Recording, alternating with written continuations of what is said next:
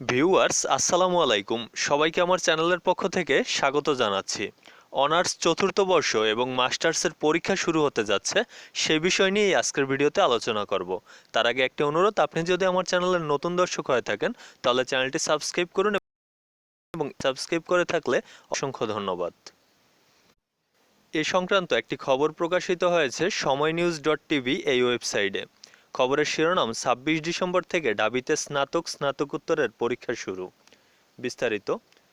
Corona মহামারীর কারণে আটকে থাকা স্নাতক শেষ বর্ষ এবং স্নাতকোত্তর পর্বের পরীক্ষাগুলো নেওয়ার সিদ্ধান্ত নিয়েছে ঢাকা বিশ্ববিদ্যালয় কর্তৃপক্ষ। স্বাস্থ্যবিধি মেনে আগামী ২৬ ডিসেম্বর থেকে এসব পরীক্ষা শুরু হবে বলে বিশ্ববিদ্যালয়ের এক সংবাদ বিজ্ঞপ্তিতে জানানো হয়েছে।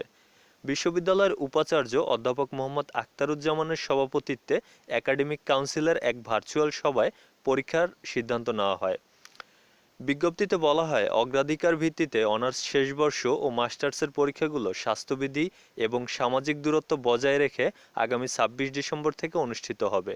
শিক্ষার্থীরা নিজ নিজ বিভাগ ও ইনস্টিটিউট থেকে সংশ্লিষ্ট পরীক্ষার সময়সূচি জানতে পারবে। বিজ্ঞপ্তিতে আরও বলা হয়, শিক্ষার্থীদের সুবিধার্থে প্রয়োজনে পরীক্ষাগুলো তুলনামূলক কম বিরতিতে বা একই দিনে দুটি পরীক্ষা অনুষ্ঠিত হবে। পরীক্ষার সময়কাল হবে বিদ্যমান নির্ধারিত সময়ের অর্ধেক।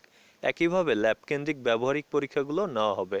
দেশে করোনাভাইরাস শনাক্ত হয় ৮ মার্চ। এর ১০ দিন পর প্রথম মৃত্যু হয় করোনায়। ওই দিন থেকে দেশের সব শিক্ষা প্রতিষ্ঠান বন্ধ রয়েছে।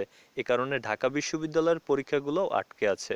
এই খবরের যে মূল বিষয়টি, অর্থাৎ ঢাকা বিশ্ববিদ্যালয়ের অনার্স এবং মাস্টার্সের পরীক্ষা কার্যক্রম শুরু হতে যাচ্ছে ২৬ ডিসেম্বর থেকে, সেই বিষয়টি এই খবরে বলা হয়েছে। আমার চ্যানেলের সকল ভিডিওগুলো যদি পেতে চান তাহলে চ্যানেলটি সাবস্ক্রাইব করুন এবং এই ভিডিওটি যদি ভালো লাগে তাহলে লাইক, কমেন্ট এবং শেয়ার করুন। আজকের ভিডিও এখানে শেষ করছি।